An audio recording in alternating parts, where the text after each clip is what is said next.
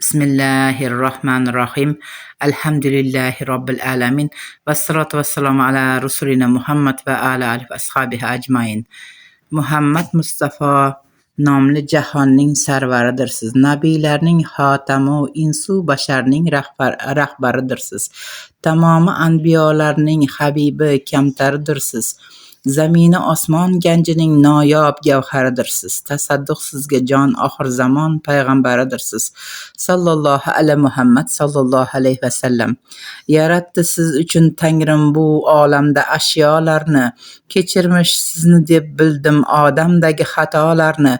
Ijobat aylagay Robbim siz qilgan duolarni. Shafoat aylagay siz biz gunohkor benavolarni. Tasadduq sizga jon oxir zamon payg'ambaridirsiz.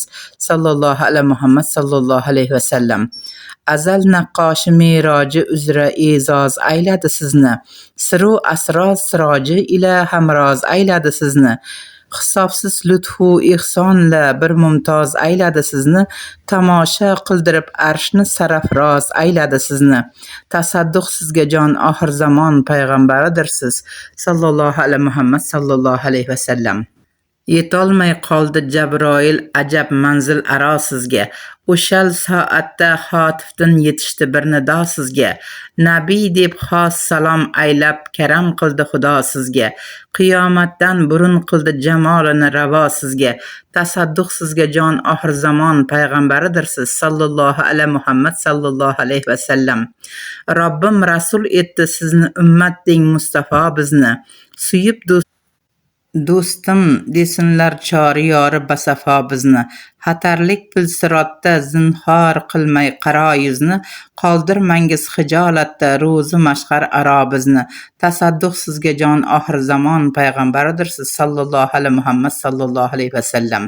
Bismillahirrohmanirrohim. Olamlarni tarbiya qiluvchi Allohga hamd bo'lsin. Sayyidimiz Muhammad sallallohu alayhi vasallamga, ul zotning oilalariga, barcha sahobalariga hamda qiyomatgacha ularga husnul odob ila ergashgan kishilarga salovat va salomlar bo'lsin. Bugungi mavzuyimiz har qanday kasalga shifo bo'ladigan bir ajib oyat haqida. Abu Said Hudriydan raziyallohu anhudan rivoyat qilinadi. Jabroil alayhissalom Rasululloh sallallohu alayhi vasallam huzurlariga kelib, "Yo Rasululloh, tobiz yo'qmi?" deb so'radilar. Rasululloh sallallohu alayhi vasallam ha deb javob berganlarida Jabroil alayhissalom Bismillahirrohmanirrohim. Bismillahi urqika min kulli shay'in yuzika min sharri kulli nafsin va aynin hasidin Allohu yashfika. Bismillahi urqika.